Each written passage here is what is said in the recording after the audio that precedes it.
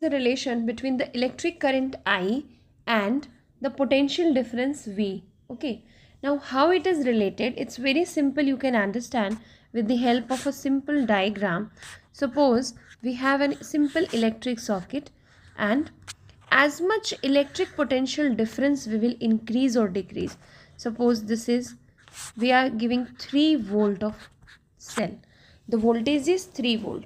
So as per 3 volt, the amount of current will flow in this conductor and the bulb will glow according to that. Now suppose this 3 volt will be increased to 6 volt. So now according to the 6 volt, more amount of current will pass in the conductor and bulb will glow brighter. Similarly, if we reduce the amount, the potential difference across the conductor, and if we use the potential difference of 2 volt, then in that case what happened?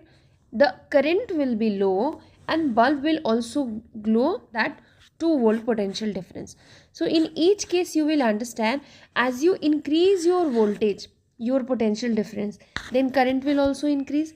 If you decrease your potential difference, the voltage, then current will also decrease. So there is a relation between current and the potential difference that is directly proportional.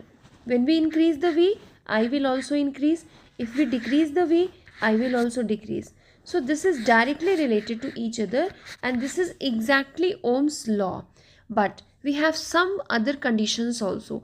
Now what are the conditions? The temperature and the other physical condition of your conductor. Like in this case, the conductor is the wire. So temperature of the wire, length of the wire, and the other physical conditions of the wire should be same. It should not change. So the exact definition of Ohm's law is what?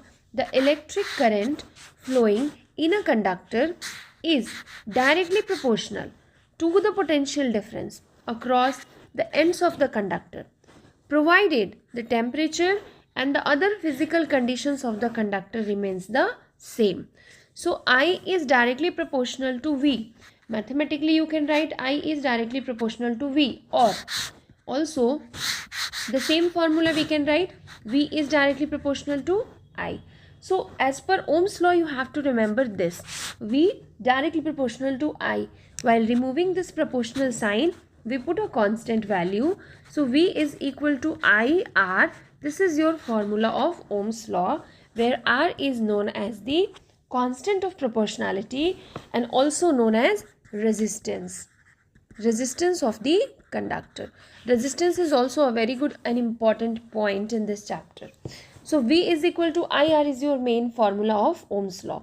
Now when you have to define resistance, then find out the formula of R with respect to V and I. Then R is equal to what? V by I. So we can define the resistance in this way also. We can say resistance is what? The ratio of potential difference across the ends of a conductor to the current flowing through it. Okay. Resistance is actually a property that opposes the flow of charge through it. Or you can understand, resistance is a property that opposes to flow of current. The current will not flow, it opposes the property. Okay, now how can we understand? With the formula of Ohm's law, V is equal to IR, you can write R is equal to V by I. Now think about this formula, how R and I is related. R and I is related inversely to each other. Both are inversely related with each other.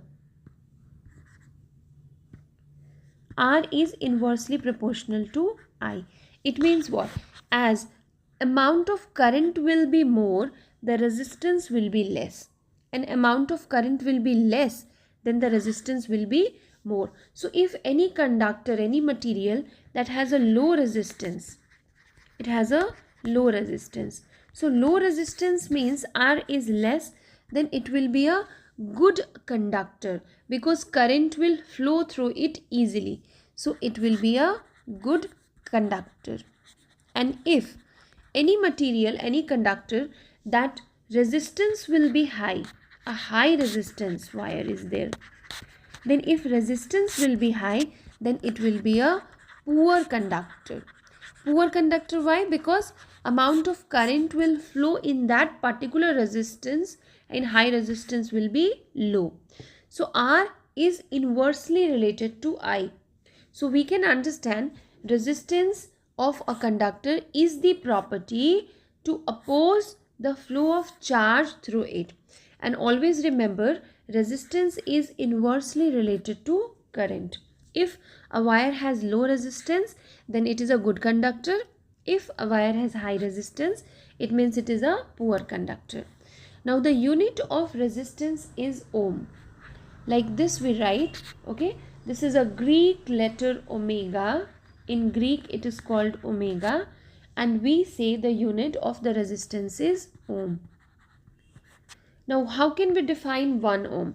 With the formula of R is equal to V by I, children. Suppose if the resistance of R is 1 ohm and you know V is the volt, so 1 volt divided by 1 ampere. So with the help of this you can define 1 ohm. How can you define 1 ohm? 1 ohm is the resistance of a conductor if a potential difference of 1 volt of potential difference across the ends of a conductor makes 1 ampere of current flowing through it. It means in that case the resistance will be 1 ohm. So we can define the resistance of a conductor is said to be 1 ohm if a potential difference of 1 volt across the ends of the conductor makes 1 ampere current pass through it. In that case, the resistance, whatever the value of R will be, it can be 1 ohm. Now, there are certain factors on which the resistance depends. Number one, first factor is the length of the conductor. Length of the conductor. Resistance is directly related to the length of the conductor, and you have to make it equation number 1, because one very important formula will come with the help of all these things. So resistance is directly proportional to L. Now suppose if you have two different length of wire, area of cross section will be same and we have two different length. This is wire A and wire B. So obviously wire A length is more compared to wire B. So whose resistance will be more? The first one, A, okay, because it is directly related to the length of the conductor. Second, directly it is inversely related to the area of cross sections of the conductor. Inversely related.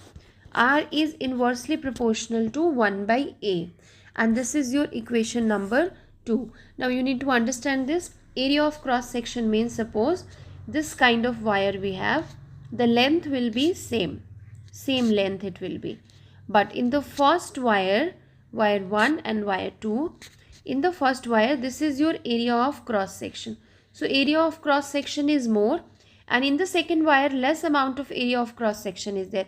So here more number of electrons can freely move here and there, okay. So as the electrons will move easily, the current will flow easily, so obviously the resistance will be low. So resistance is inversely related to area of cross section. If area of cross section is more, then resistance will be less. If area of cross section will be less, then resistance will be more. So from equation 1 and 2 we understand these two factors on which the resistance will depend, and when we combine these two equations from 1 and 2, then we can write R is proportional to L by A. To remove this proportional sign, again we put a constant value here, that is rho. This is called rho, L by A. This is also one of the important formula, because this rho is called resistivity, or you can say specific resistance of the conductor. Now apart from these two things, length of the conductor and area of cross section of the conductor, your resistance also depends on two other factors. That the third factor is nature of material. What kind of material your conductor is, in case of copper and aluminium wire. So when you compare these two things, the resistance will be less. R is less for the copper wire, where the resistance of aluminium is more. So nature of material is also one factor where resistance depends. For the aluminium, resistance is more. Okay, and the fourth one is temperature. So there are total 4 factors on which the resistance will be dependent. Resistance is directly proportional to L. Resistance is inversely proportional to area of cross section. While combining all these two things, we can write R is proportional to L by A, and to remove this proportional sign, we have to put a equal to, then put a constant value, that is rho L by A, and this is one of the important formula, where L is what? Length of the wire, A is area of cross section of the wire, R is resistance, and rho is called resistivity. Resistivity, or you can say specific resistance. Now unit of resistivity unit is ohm meter. The SI unit is ohm meter. Now how can you define resistivity with the help of this formula? Suppose we have to define resistivity to R A by L. This formula we get. Now suppose L is the length of the conductor. So we assume the length of the conductor, the length of the wire will be 1 meter. Suppose length will be 1 meter. This is 1 meter. And area of cross section is also 1 meter square. This area of cross section is 1 meter square. So when we put these two values in this formula, then we get resistivity is equal to R. Because value of A is 1 and L is also 1. It will be R 1 by 1. So mathematically, rho is equal to R. So here we can define that resistivity of a conductor is defined as the resistance of the conductor of unit length and unit area of cross section. So we can define the resistivity of a conductor is the resistance of the conductor for unit length and unit area of cross section. And remember that resistivity does not depend on the length, shape, size and area of cross section, as R depends on L and A, length of the conductor, area of cross section. But resistivity does not depend on all these things.